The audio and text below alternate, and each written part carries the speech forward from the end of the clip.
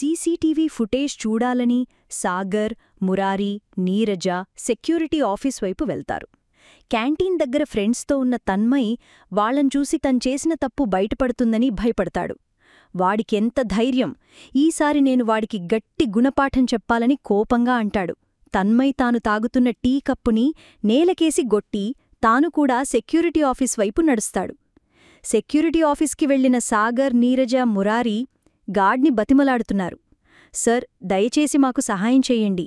ఇది మా భవిష్యత్తుకు సంబంధించిన విషయం. రేపు కంపిటీషన్లో పాల్గొనడానికి నేను రెడీగా ఉన్నాను. కానీ సాక్ష్యం లేకుండా నాకు అవకాశం లేదని అంటాడు సాగర్.